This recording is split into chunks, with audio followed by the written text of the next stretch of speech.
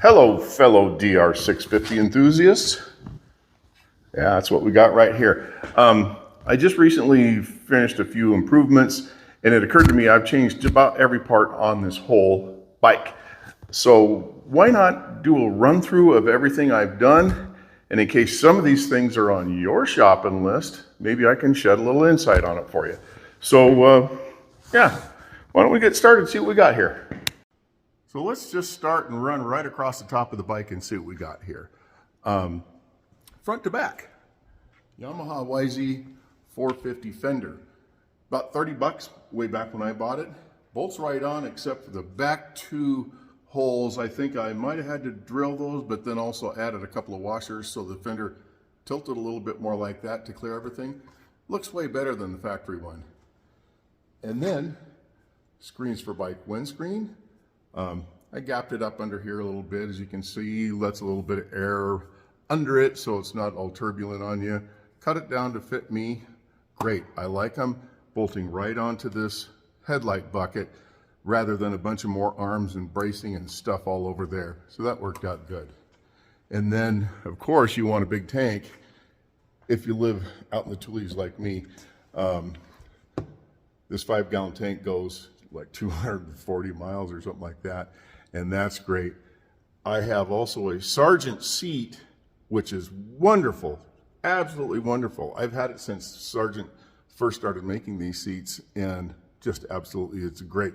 Also, you can go to Seat Concepts, and ProCycle has different seat things where you buy the foam and the cover, put it together, and they're so much better that way.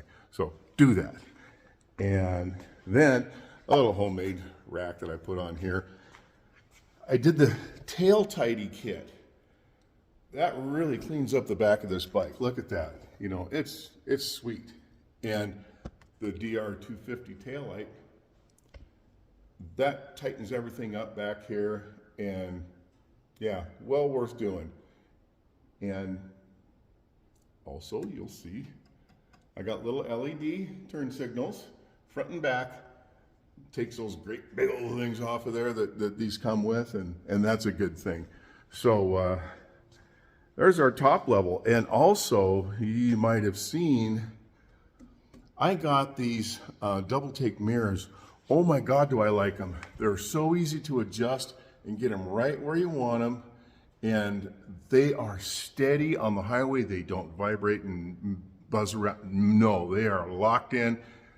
Stylish, very adjustable, good investment those were. And then I also finally broke down and bought some good bark busters, and those are great. I had some old cheapies on there before. So that, and then that gets us farther into the controls here. CR Woods bend, big bars, and some risers that brought it up a little bit. Very nice, very nice. I like those bars. They fit me, you know, bars or something you have to just find that fits you. And also I did these cool Warp 9 little levers. Those are way better than the factory ones. These are the 3-finger ones. They call them the 3-finger lever. It wouldn't hurt if they were a tiny bit longer, but they do clear just fine in here. They could be a 1/2 inch longer. It might fit my fingers a little bit bigger, but I've had, you know, big old fat fingers. So those are cool. And a RAM mount. Got to have a RAM mount to put your phone up there. And boy, we've gone right across the top of this bike, and there's a lot of stuff I did. So let's turn around now and focus on more mechanical things. I put one of those better bulbs in here, some sort of high halogen, whatever, it was more money, and it helped, but it's still not a very good headlight. So I got these LED jobs. There's a lot of those you can buy, you know. That's what I've got right there. Those suckers are great. They really light it up out there. So if you're going to ride at night at all, which I try not to do, but sometimes you can't get around it, those things, man, you've got daylight out in front of you. So that's a good thing. And also on this bike, I have done all the suspension on it. I got the progressive springs and put them in the forks, and that was a great help because the factory springs are really soft. But then I did the DDC drop-in cartridge things. Wow, that made a whole new motorcycle out of it. So my front end is good to go, and oh my gosh, that really made a difference. So after I did that, I got so excited, I went and bought a Cogent shock and put that in for the back, where they set the shock up for your weight, your type of riding, and all the rest of that. And wow, this bike is all different. You can just ride it anywhere you want. It's smooth, it's comfortable, it's controlled. That was a godsend. So now I got suspension. I got all this stuff across here working. Okay, next. Well, yeah, you see that shiny thing down there. I just put this on. This is a FMF Power Bomb head pipe. And that is coupled with my GSXR 040F or F40FO muffler. And that really works good. I've had that muffler on forever with the old mid pipe and a stock head pipe. Now I just did this Power Bomb job. Geez, the mid-range and top end is really noticeably better. This bike, you know, I'm a big old fat 210-pound guy. I can be going through the gears, and at 80 miles an hour, this thing is still coming on. It's still pulling. So that's all the power I need. I'll die if I have more. So that works good. And another thing I did, which I'm glad I did, you see right down in there, I got one of those Warp 9 bearing things for the starter. My starter, I've got 35,000 miles on this bike, and at one point in the past, I had to pull the starter out, grease that thing, because the end of the shaft on the starter goes right into a bushing, and it's just greased. Well, that finally dries out, and it starts hanging up, and it starts harder. Now, this Warp 9 cover has a actual bearing in it, and so now I'll never have to worry about that again. We are good to go there. So now I'm dependable. It'll start. It's got lots of power. Goes down the road fast. And I did the typical airbox mod stuff, drilled some holes in it, put a twin air filter in it, and dyno jetted the carburetor, got that set up right. Do that, learn about that, figure out how that tapered needle works and where the position is happy and all that.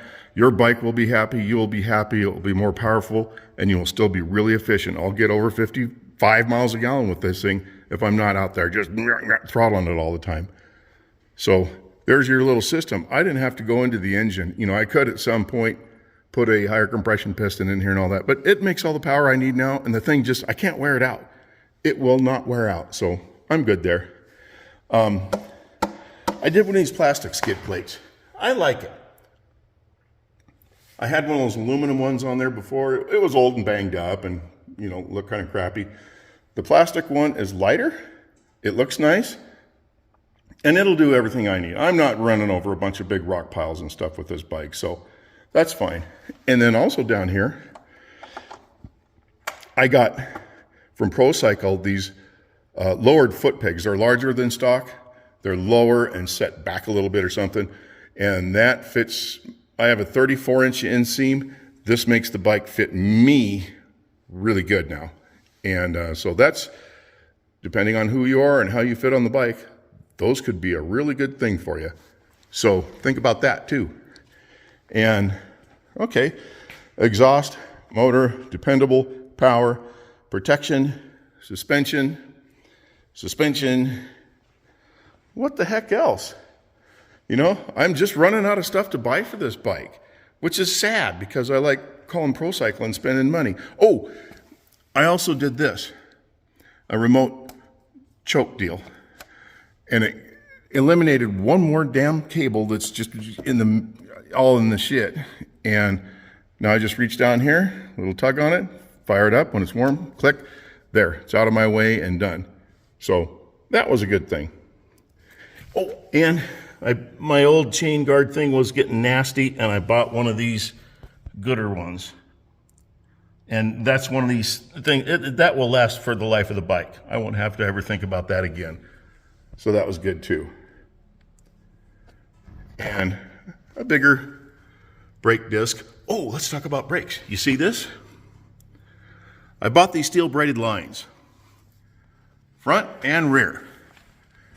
Easy job to put them in, no big deal. You'll see it right there. And boy howdy, I didn't think it was going to be that big of a difference, but now I just give a little tug here and man, your brakes are hitting right now. Back brake and front brake. It feels like you just put bigger discs on the whole thing. Those really work. I would really advise anybody to pony up. They're not too bad.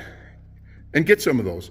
Your bike will be way, way better when it comes time to slow her down. So that covers most of that. So that's our quick rundown of every part on a whole bike. Just do them all. Hope that helped you out a little bit. And now there's always a couple other little things I would forget. You know, I replaced the clutch on this a while back, and I did that NSU screw fix deal.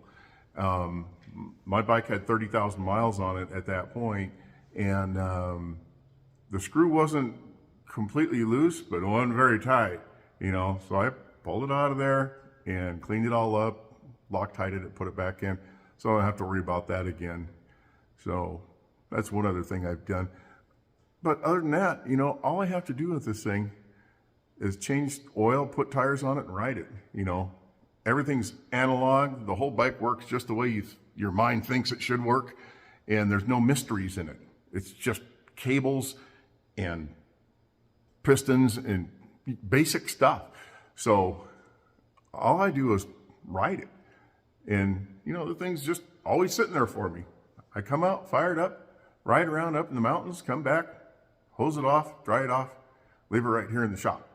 And geez, it's just such an easy bike to own. And that's what I like about it, you know. I don't like things complicated. Easy bike to own. There's no weird mystery computers and things that no, it's a carburetor. There's physics happen. That's all it is. And the bike will always work. And I don't think I'll ever be able to wear it out. You know, it's going to outlast me. I'll give it to some of my grandkids or something like that. So, you know, maybe you found a few things in this video that help you out. I don't think any of those mods I've done, I've been disappointed with.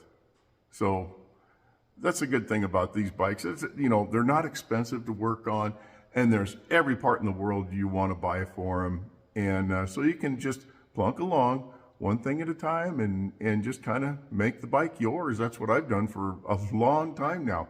And I'm still happy with it. I've had it for 19 years. I love the damn thing. So anyway, hope you enjoyed it. Thanks for stopping by the compound again. And we'll see you guys out there in the trail somewhere.